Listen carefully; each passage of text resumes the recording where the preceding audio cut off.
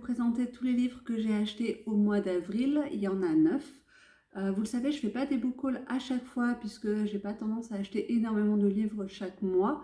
Mais là, il y en a eu pas mal au gré de mes pérégrinations en librairie. Je vous montre ça tout de suite. Alors, je vais commencer avec la littérature jeunesse et j'ai 3 romans à vous présenter. Le premier, c'est Satin Grenadine de Marie Desplechin, publié à l'École des loisirs. Ça fait partie d'une trilogie qui s'appelle la trilogie des filles du siècle. Et dans chaque tome, on va suivre une jeune fille qui vient qui a une condition sociale différente. Et on va les suivre pendant le 19e siècle pour voir un peu leur façon d'évoluer dans la société, leurs aspirations, leurs rêves et comment elles réalisent ça en tant que femmes. Dans ce tome-là, on va suivre Lucie qui a 13 ans et qui va plus ou moins faire son éducation via les domestiques dans sa grande maison. Elle vient plutôt d'une famille bourgeoise et on va suivre un peu son année en compagnie de sa gouvernante, de sa mère, d'un ami qu'elle rencontre régulièrement au parc. Je l'ai déjà lu, je dois dire que c'était une bonne lecture, j'ai bien aimé, mais j'ai trouvé que ça manquait un peu de profondeur. Alors je sais que c'est un roman jeunesse, j'attendais quand même un peu plus de quelque chose d'un peu plus percutant, qui reste un peu moins léger. Là finalement, j'ai plutôt eu l'impression que c'était un épisode de vie qu'on nous présentait et qu'il n'y avait pas vraiment de vraie fin, enfin s'il y en a une, mais qu'il n'y avait pas vraiment de...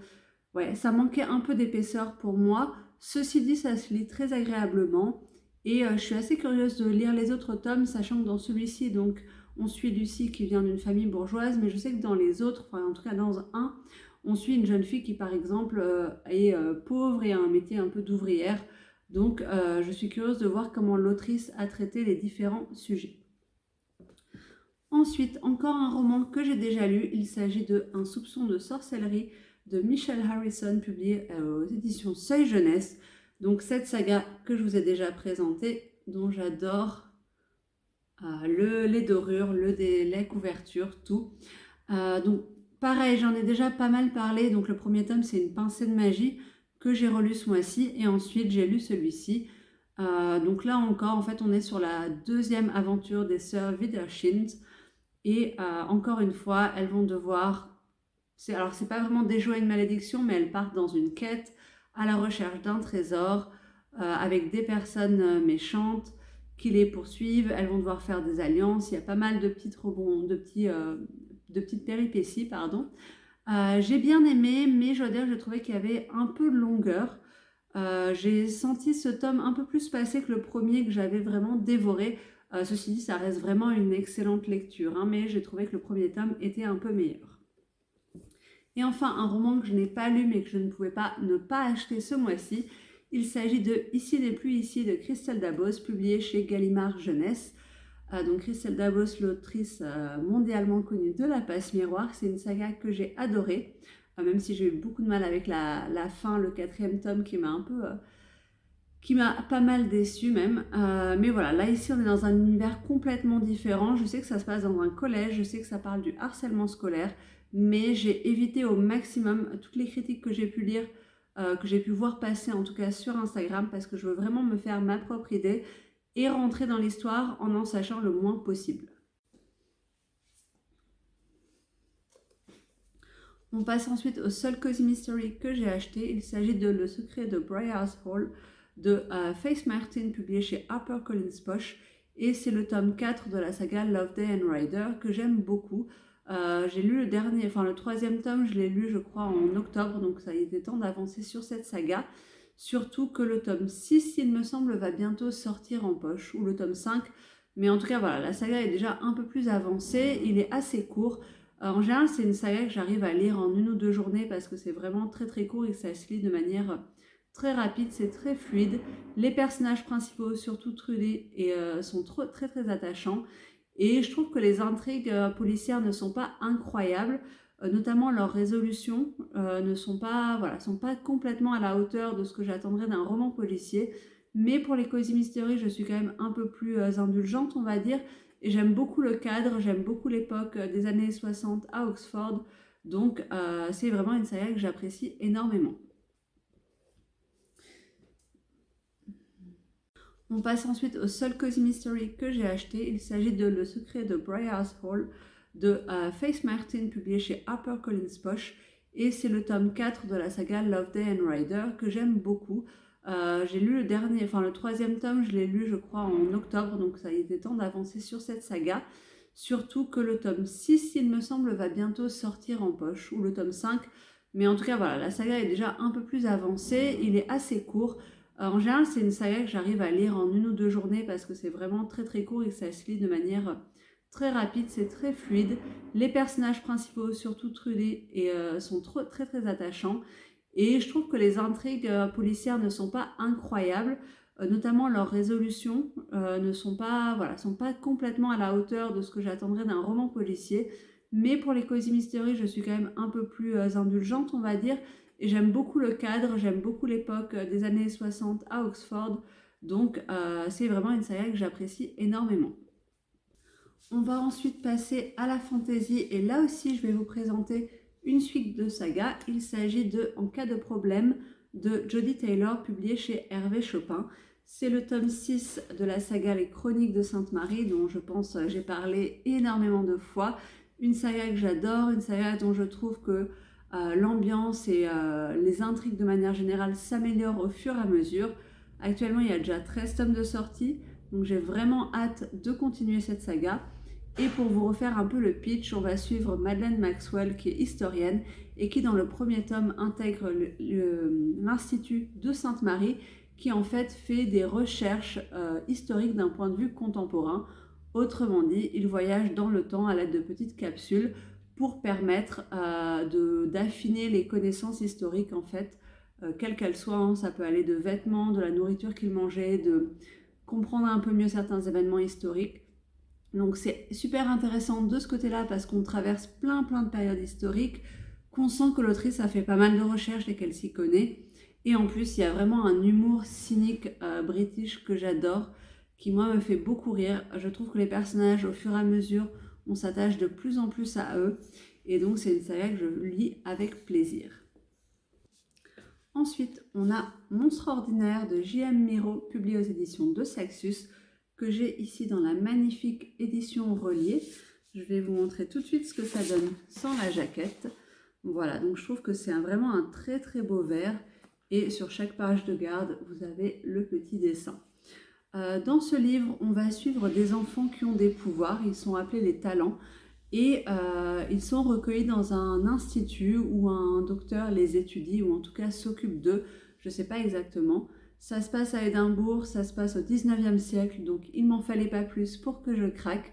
C'est vraiment des thèmes et des ambiances qui m'intéressent énormément. Ça me rappelle un peu Anatomy a Love Story dont j'avais déjà parlé sur cette chaîne, qui se passe aussi à la même période à Édimbourg. Donc voilà, des atmosphères un peu sombres, un peu brumeuses, avec beaucoup de mystères, de la magie, des secrets. Ça a l'air génial. Je pense que je le garderai plutôt pour l'automne. Surtout que c'est le premier tome, je crois, d'une trilogie et je ne suis pas sûre que l'auteur ait déjà écrit les suivants. Donc je préfère ne pas le lire tout de suite pour ne pas avoir à trop attendre si ça me plaît. J'ai vu pas mal d'avis mitigés, ceci dit, qui te reprochent le fait qu'il y ait pas mal de longueur ou qui n'ont pas accroché spécialement à l'histoire malgré le résumé qui était très prometteur. Donc j'espère que pour moi, ça va le faire. Enfin, on va passer à la partie littérature contemporaine, littérature blanche. Avec Le Train des enfants de Viola Ardone, publié au Livre de Poche. C'est un roman que j'ai gagné à un concours luxembourgeois. Et dans ce roman-là, on se trouve en Italie juste après la guerre, pendant lesquelles les enfants qui vivent dans le sud, qui est historiquement beaucoup plus pauvre que le nord de l'Italie, vont être envoyés justement dans le nord auprès de familles riches. Et on va suivre l'un de ces enfants, son adaptation, le choc des cultures. Et en même temps, c'est un fait historique réel. Apparemment, ça a vraiment existé, donc ça va nous permettre d'avoir un peu plus d'informations sur cette période de l'histoire qui, pour moi, était méconnue. Donc, j'ai très hâte de le découvrir aussi. Voilà, spontanément, je ne l'aurais pas acheté, mais je suis très contente de l'avoir gagné, surtout que j'adore les auteurs italiens.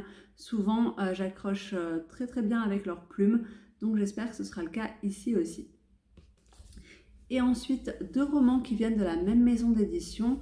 Donc, si vous connaissez les éditions Hurlevent, ils ont sorti déjà 4 romans en 1 an d'existence. Et j'avais acheté les deux premiers dont je vous ai d'ailleurs tous les deux parlé, Le cœur singulier de Millie Davis et La Duchesse de Buckingham. Mais quand le troisième est sorti, je ne l'ai pas acheté tout de suite puisque je savais que je ne le lirais pas tout de suite. Et quand le quatrième est sorti, je me suis dit, bon ben maintenant on va faire intergrouper et acheter les deux. Donc j'ai donc ces deux romans à vous présenter. Comme d'habitude, je le dis à chaque fois, mais je suis très très fan d'Edo. Je trouve que c'est hyper élégant, c'est très très beau. Ce sont des livres très confortables aussi niveau lecture parce que c'est écrit assez gros, qu'ils peuvent s'ouvrir entièrement sans se refermer. Donc c'est vraiment agréable pour lire. Et alors j'adore la couleur de celui-là. Autant le marron, c'est pas vraiment une couleur que j'apprécie énormément, mais celui-là et le vert de Millie Davis, je les trouve magnifiques. Donc le premier, c'est Descendre sur tes mains de Nora Lake. Et on a un résumé qui est pour le coup assez mystérieux. Angleterre, fin 19e, une jeune orpheline recueillie par un étrange tuteur, un manoir lugubre prenant racine au cœur de la forêt, des amours scandaleuses, des portes qui s'ouvrent et d'autres qui restent closes, une partie d'échecs qui s'éternise. Au-delà des apparences, la danse peut s'avérer macabre. Voilà, donc c'est hyper mystérieux, on n'a pas vraiment d'idée de là où ça va. De ce que j'ai vu énormément de très bons avis, de personnes qui parlent de coups de cœur, qui disent que le livre les a laissés complètement bouleversés, estomaqués, pantois. Donc j'espère vivre la même chose. Et j'ai hâte de le lire. Après, voilà, vu l'ambiance, pareil, c'est plutôt le genre de roman que j'aurais mis dans ma palle du Pumpkin Autumn Challenge. Donc, à voir si je le lis cet été ou si j'attends plutôt que les jours raccourcissent et qu'il fasse un peu plus moche. Et enfin, le dernier, je trouve, reste dans la même veine. Pardon. Donc, c'est Les Fêlures de Wakefield Manor de S.A. Yarmond. Donc, Sarah Abel qui est à la fois la fondatrice des éditions Hurlevent et à la fois l'autrice de ce roman et du cœur singulier de Millie Davis. Je crois pas qu'on le voit là, ouais, on le voit juste là avec la duchesse de Buckingham ici. Dans ce roman-là, c'est assez marrant parce que spontanément, même si ce ne sont pas du tout les mêmes histoires, je trouve que les thèmes ont l'air très similaires, ou en tout cas ont l'air de se rejoindre. Ça se passe en Angleterre, ça se passe au 19e siècle, ça se passe dans un manoir. Il y a pas mal de secrets, il y a cette ambiance gothique, un peu mystérieuse. Donc pareil, plutôt un roman que j'aurais tendance à lire en automne et j'espère que ça va me plaire. Pour parler un peu plus du résumé, 1910 Angleterre, bon bah alors du coup ça se passe au XXe siècle et pas au XIXe. Honoria Belfort, jeune veuve de 27 ans, accepte un poste de préceptrice à Wakefield Manor dans les paisibles Cotswolds. Entre les murs du manoir, les mystères se dessinent et les bouches se condamnent au silence. Et tandis que les cœurs s'embrasent, la tragédie se profile. Deux ailes d'un manoir, l'une habitée par la duplicité, l'autre par les ruines. Saurez-vous trouver les réponses parmi les vestiges du chagrin? Donc c'est hyper intriguant, ça a l'air d'être vraiment un roman d'ambiance comme celui de Nora Lake juste avant, des romans dans lesquels on plonge et on se fait happer par l'atmosphère jusqu'à arriver au point culminant de la tension, de l'intrigue, et qui nous laisse complètement bouche bée. C'est vraiment ce que j'espère ressentir avec ces deux romans. Voilà, ce book haul est terminé, j'espère que ça vous a plu. N'hésitez pas à me dire si on a des romans en commun, s'il y en a que vous avez lus ou s'il y en a que vous avez prévu de lire bientôt. Merci si vous commentez, si vous vous abonnez, ça me fait très plaisir et on se retrouve bientôt. Salut!